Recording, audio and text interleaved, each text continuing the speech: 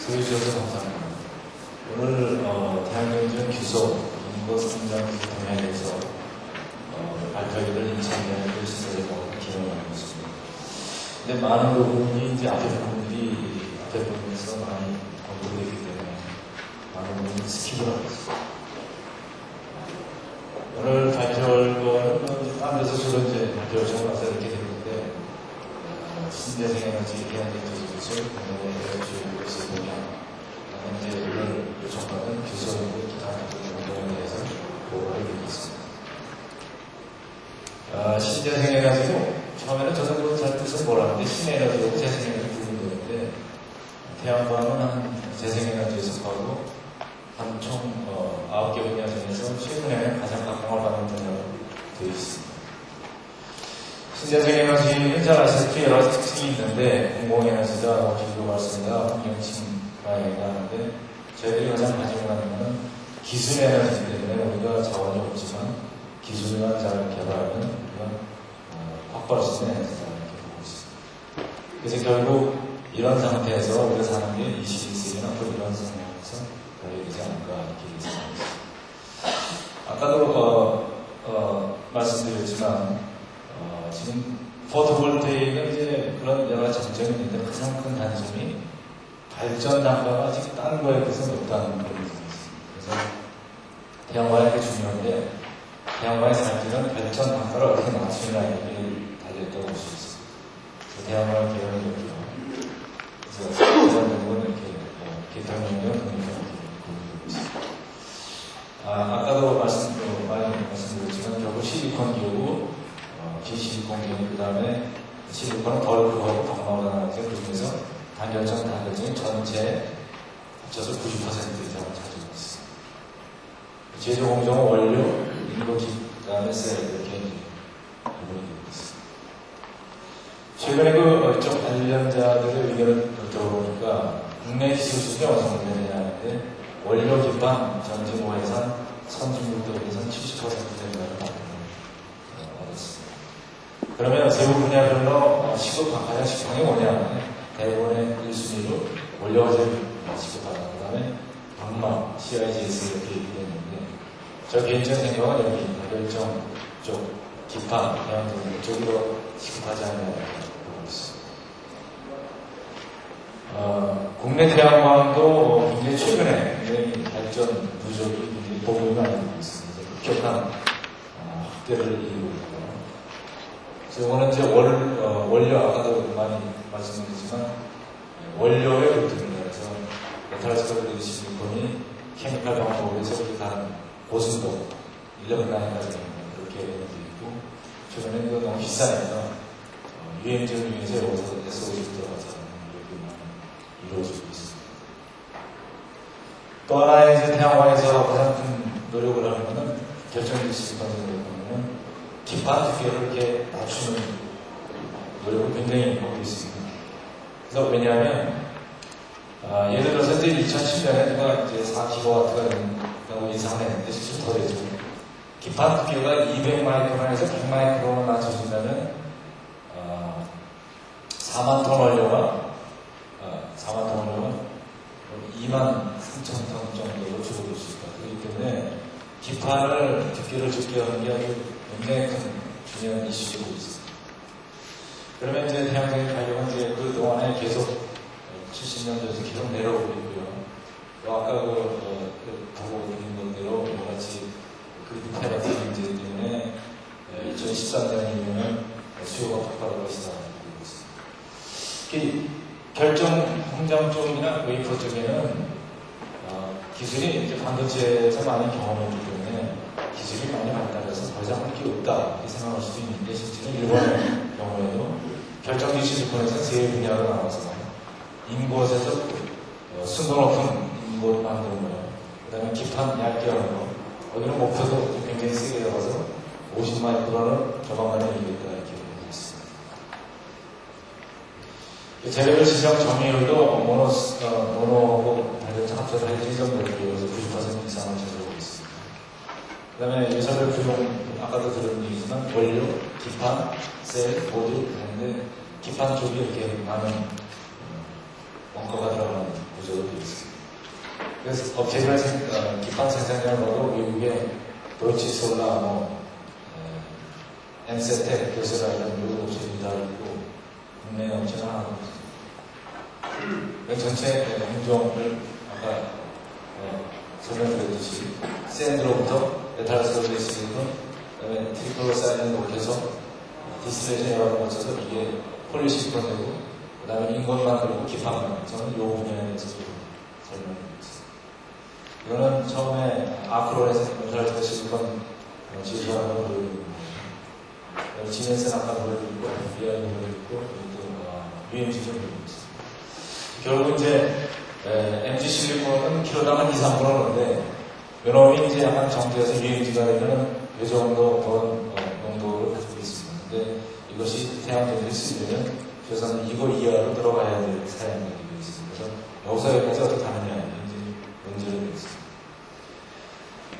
인곳을 증명하다 보면은 여러 불순물들이 많이 있는데 그것이 세그리게이션을 이루게 됩니다. 그래서 인곳 처음 부위, 최종 부위에서 대부분의 농도가 이렇게 되고 있습니다. 세그리게이션이 되는데 지금 그 이케이션이 이루어진 이제 플라스마 건데 지금 태양전지에서 UMG에서 SOG로 가는데 가장 큰 문제가 이 4가지 불순물입니다. 비금속 불순물, 옥시젠, 카본, 보론, 포스포르인데 요들이 기타 메탈들은 대부분의 세그레이션 범위가 4승 이하이기 때문에 음고기라면 최종 음고부에만 집중되거든요. 그래서 한 번 잘라버리면 대부분의 메탈은 없어집니다. 이 4가지 동작이 생각하지도 않습니다. 세그레이션 기록수는 크기 때문에 특히 보론은 문제가 있기 때문에 상당히 보론 제거가 이 UMG, SOG라는 쪽에서 가능한 것입니다. 그래서 지금 UMG를 SOG로 하는 경우는 이런 루트를 되게 따르고 있습니다. 메탈리컬 그레이드 실리콘은 진공용에 한 후에 방향성으로 하면은 포스포러스하고 메탈이 빠지고 그 다음에 산화성 중에서 이용하면 보론하고 카본이 빠집니다. 그 다음에 이제 옥시전이 산화성 이용해서 옥시전 많기 때문에 수소 처리하면 옥시전도 떨어져서 순도가 높은 것이 되고 있어요. 전부 대부분이 이 루트를 따라가고 있습니다. 그런데 이제 지금 현재 시중에 나오는 UMG는 5.9에서 6.9 정도를 순도로 되고 있습니다. 그래서 그런 경우에 이건 아주 그 중에서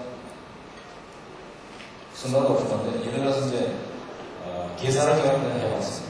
포스포러스가 1ppm이거든요. 보론이 0.7ppm이 이제 최근에 가장 순도가 높은 UMG인데 그거 가지고 결정 성장을 했을 때 어떻게 되고 있어요? 이거는 다결정 성장이니까 여기 하부고 상보면 이게 최초 음고부위, 최종 음고부위가 되는데 보론은 요 플러스 요 그래프 따르고 포스포러는 이게 따르거든요. 그러면 한 인곳 안에서 여기서는 뉴트럴 점이면서 이후에는 N타입이 생깁니다. 그러면 이 앞에 보면은 또 어떻게 돼요? 보론이 포스포러스 굉장히 높아서 이 농도에 의하면 P 플러스 지역이 생겨서 그것도 슬라스에 대해서 스펙 아웃이 됩니다. 그러면 여기서 여기 스펙이 되는 지역이 50%에서 60% 되십니다. 그러니까 UMG가 지금 가격은 굉장히 싸죠. 어떤 회사는 장기 계약해서 킬로당 50배 장기 계약했는데 이 수율이 문제가 있어요. 그래서 이거를 어떻게 넓힐 거냐. 이것이 이제 결정성장 쪽에서 해결되는 문제입니다. 실제로 계산해보면 포스포러스가 1ppm일 때 그런 타입 체인지 포인트는 보론 농도에 따라서 이렇게 점점점 나가면서 결국은 레지스티비티를 체크해보면 예를 들어서 포스포러스가 1ppm입니다. 그래서 보론이 0.3ppm으로 보면은 보론 굉장히 적은 건데 포스포러스가 되게 어렵거든요. 그랬을 때 계산해보면 처음부터 끝까지 N타입이 되는 그런 상황이 되고요. 보론이 0.5ppm일 때는 이런 뉴트럴전이 여기 생깁니다. 그럼 이후에는 난 N타입이 됩니다.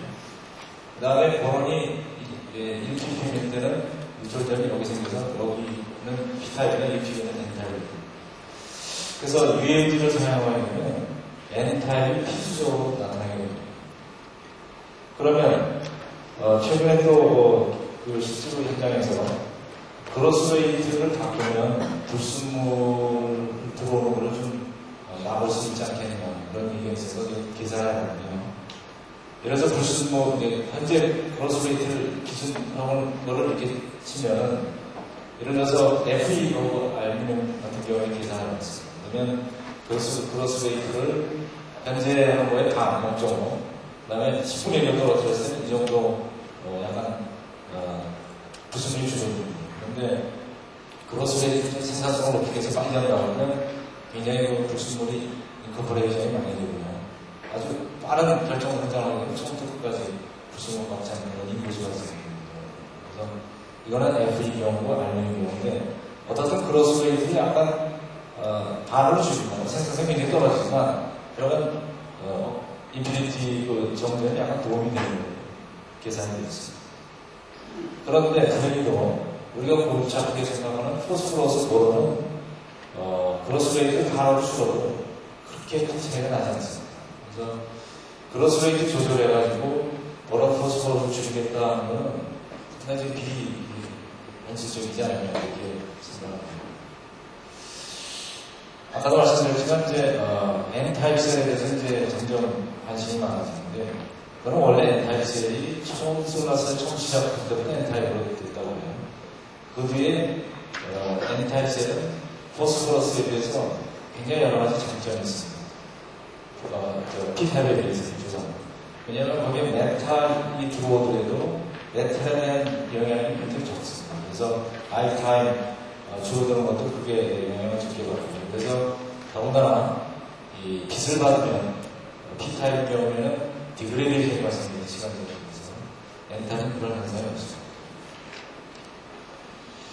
그 이유는 이제 지금 알려진 거는 명확한 이유는 알려지지 않았지만 어쨌든 간에 P타입 경우에 보론과 옵션과 포스포러스가 라이프타임을 떨어뜨리는 주요 원인으로 작동하는 것을 알고 있습니다.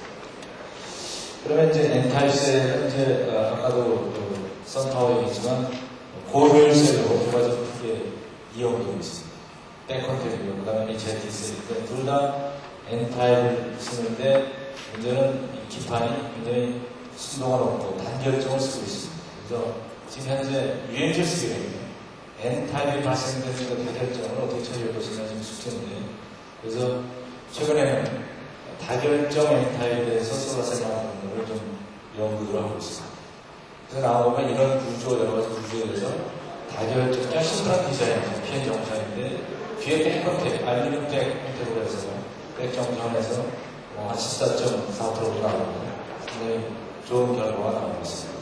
그런데 알루미늄 백은 원래 P타입에서 BSF로 쓰기 때문에 그거를 어떻게 그냥 스크린 프린팅만 하면 무조건 백 정진이 되느냐 그래서 실제로 잘 안 되더라고요. 그래서 이제 시도를 좀 해봤는데 우선 스크린 프린팅으로 알루미늄 어플라이 하는 것도 있지만 보통 스파트라든지 스크린 프린팅, 스파터, 이바포레이션 이렇게 또 스파터 더하기 스크린 프린팅, 이바포레이션 더하기 스크린 프린팅에서 한번 제가 N타입셀 위에 그 알루미늄 레이어에서 백정진 시험을 해봤더니 이바포레이션하고 스크린 프린팅 한 것이 가장 BOC가 높게 나왔습니다.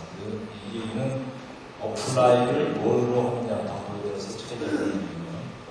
그 다음에 실제로 그 SEM 사진과 EX 분석을 해보니까 이 두 가지 경우를 이제 크로스섹션 보여주는데 이것이 이제 N타입 실리콘에는 여기는 알루미늄 스크린 프린팅이 되는 건데 보면은 BOC가 낮은 경우입니다. 이거는 800도시고 이거는 950도시인데 여기서 보면 요 지역 여기에 유니폼하게 알로이가 형성돼야 되는데 형성이 잘 안 되고 알로이 형성하는데 실리콘은 4% 정도 여기 이쪽에서는 실리콘이 많이 남잖아요. 온도가 좀 낮아서 그런 거 같고요. 950도로 온다 보니까 실리콘이 이 알루미늄으로 끌려 들어가서 이 안에 층에서 굉장히 고농도의 실리콘이 발견됐습니다. 그래서 이것도 고효율에는 좋지 않은 구조가 그래서 가장 효율이 높게 나온 거를 보면 여러 프로세션에서 알로이드 레이어가 유니폼하게 형성되고요. 그 지역에는 실리콘과 알루미늄이 적절히 6대 4로 7단 정도 알로이가 형성됩니다.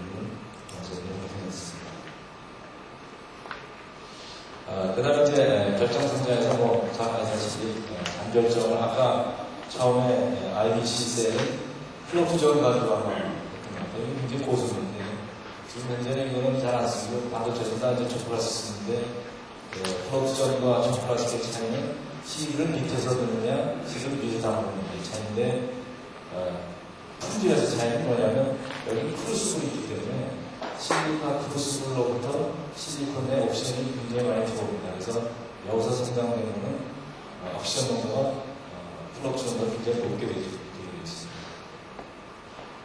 그럼 초콜릿 기본제에 성장되는 것을 보여주고요.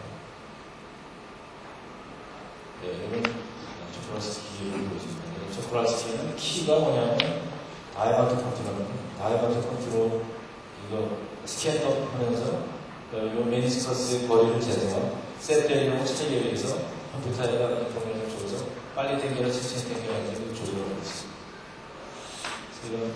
그런데 초콜릿 행동에서 단결정을 할 때 가장 큰 문제는 현장에서는 스트럭처로스라고 하는데 디스로케이션이 발생합니다. 그러면 이만큼 성장되다가 여기서 디스로케이션이 발생하면 이 스피드 디스로케이션이 다이아메트가 크만큼 올라가거든요. 그런 게 잘리게 됩니다. 그렇기 때문에 단결정 성장 초콜릿시키는 디스로케이션과 싸우는데 지금 현재 퍼니스로 10대 가동한다. 그러면 잘해야 한 8대 정도 나오면 잘 나오는 거죠. 대개 한 10개 키우면 2개 정도는 스트럭처로서 나옵니다. 그러면 이게 초기에 발생되면 다시 라이트 시절을 다시 하는데 이게 중간에 발생되면 솔직히 다결정으로 끌어내는 거죠. 이만큼 잘라버리는 지금 단결정 성장 아니라 이 수율에 싸우는 이 제일 큰 관건이 있습니다. 그다음에 이제 다결정 성장에 대해서 한번 말씀드리겠습니다. 제가 이제 4, 5년 전에 GT에서 올라가서 키워보는데요. 여기는 한 70cm 정도, 20cm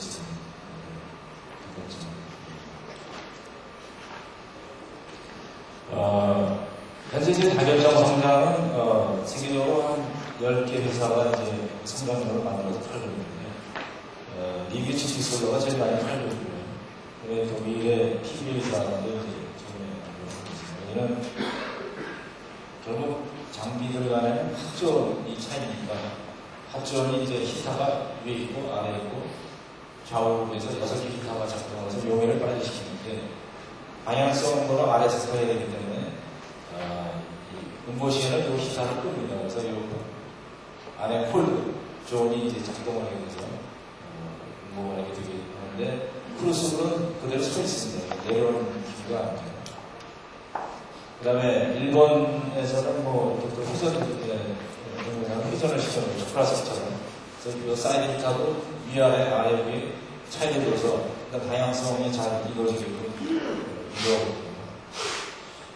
이게 가장 많이 팔린 이게 GT솔러인데 여기는 히터는 없고 사이드 히터만 가져가는데 크루스블을 낮춰서 이쪽 부위가 히터로 거리를 멀어져서 점점 다양성을 이루어가고 있습니다. 가장 큰 상황입니다. 그런데 여기는 이쪽 부위가 이제 콜드하게 되니까 용해인데 쪽이 이제 거리가 넓어지면 용해가 잘 안 되는 문제가 있다 이렇게 판단이 되고 있습니다. 그래서 이제 이쪽 계통을 많이 하다 보니까 이걸 우리나라가 좀 성장률을 좀 만들어야 된다. 그렇지 않으면 반도체처럼 맨날 장비는 정말 위에서 사고 우리는 지금 인권 비하하고 이래서 되게 된다. 그래서 용해는 도시처럼 정도로 그다음에 근거는 크루스를 낮출 수 있는 이걸 좀 만들어야 된다는 생각을 했습니다. 또 하나 최근에 독일 ALD라는 회사는 히터 위아래에 있는 사이드에는 인슐레이터를 굉장히 세게 해서 열이 안 빠져나가면서 그 다음에 용해 끝난 다음에 여기 인슐레이터 빼는 그 다음에 이 히터 끄고는 이렇게 콜 기존이 생기니까 이렇게 변했습니다. 제가 생각하는 거는 얘는 위에 히터 다 그대로 보고 그 다음에 밑에 냉각판이 있어가지고 용해는 빨리 되고 냉각할 때는 히터를 빼서 냉각판이 작동하게끔 이렇게 해서 이제 만들었습니다. 그래서 그 외모고 그 다음에 이제 다결정 성장을 배우면 단결정도 노즈하고 특히 위아래 자르고 저 옆에도 자르고 다 그래서 수율이 떨어지면 다결정할 때도 밑에 부위, 옆에 부위, 위 부위는 잘 못 씁니다. 그러면 밑에 부위는 초기에 그 공부가 처음 시작돼서 그런지 그레이션이 무지하게 많습니다. 그래서 여기도 마이너트 컬러 라인을 짧고 사이드 쪽에도 크로스로부터 불순물이 들어오고 연고가 이제 많이 들어오면서 여기도 이렇게 마이너트 컬러를 짧고 그 다음에 탑 부위에는 대부분의 불순물이 요 위에 들어오니까 그것도 라이트가 짧습니다. 그래서 이게 잘라내고 이거 잘라내고 다 잘라내죠. 그래서 100% 쓰는 건 아니고 위아래 좌우로 잘라내는 부분이 있습니다. 그러면 다결정 성장할 때 아까 독일 장비처럼 온도를 조절해서 방향성을 조절합니다. 아니면 미국 장비처럼 크루스를 낮춰서 방향성을 조절하는데 시험으로 방향성을 보니까 예를 들어서 지금 크루스 로우링 뭐 이게 템퍼처 컨트롤을 하고 있는데 좀 더 플랫한 게 크루스 로우링보다 이제 이렇게 볼 수 있고요. 실제로 그러면 마이너트 컬리어 라이트하고 같은 개념인데 딕션 렉스를 제가 봤더니 이것은 인곳의 아래 부위, 위 부위이고요. 그 다음에 딕션 렉스 제가 봤더니 템퍼리처 낮추는 것보다 크루스를 낮추는 정도의 방법보다 딕션 렉스가 길다. 퀄리티가 높다는 얘기죠. 실제로 그 다음에 또 여러 가지 패스레이션이나 개터링 효과를 바로 크루스를 낮추는 기술적인 것이 템퍼리처 낮추는 것보다 더 효율이 없다. 이렇게 나타나고 있습니다. 아까 분들이 보고드렸지만 슬라이싱 하다 보면 너무나 많은 재료가 손실되기 때문에 차라리 박형으로 키우는 게 어떠냐. 그래서 이제 나온 기술이 EFG하고 스팀 기술인데 EFG는 뭐 팔각형으로해서 이렇게 나중에 나온 잘라서 하는데 이 EFG 기술은 물론 특허에도 걸려있지만 이 두께가 아주 얇을 수가 없어요. 지금 현재 우리가 목표로 하는 거는 180마이크론 뭐 이렇게 되는데 이 EFG를 키우는 거는 300마이크론 이상입니다. 그다음에 이제 표면도 가실 것이고 그 다음에 이제 이게 결국은 여기서 용체에서 나올 때 박팍으로 붙다 보니까 디펙트 댄서들이 굉장히 없습니다. 그 다음에 이제 요 몰드를 쓰는데 몰드의 재료가 그라파이트거든요. 그러면 카본 코팅이라는 얘기를 해서 요거를 해서 셀을 만들려면 좀 특수한 공법이 있어야 되는 부분이 있습니다. 그 다음에 웨이퍼의 공정은 이제 블락 자르고 그 다음에 슬라이스 거쳐서 이렇게 되는데 이 크라킹하는 장비도 굉장히 비싸요. 그리고 그 다음에 이제 슬라이싱 와이어스도 엄청나게 비싸서 이거 독일의 회사들이 주로 결정하고 있는데 오더 나오면 2년 뒤로 이건 한 12월 이상 그래서 이런 것도 빨리 국산화할 수 있다고 저는 믿고 있고요. 실수할 수 있는 능력회사도 많습니다. 네, 이 상태가 간단히 오래됐습니다.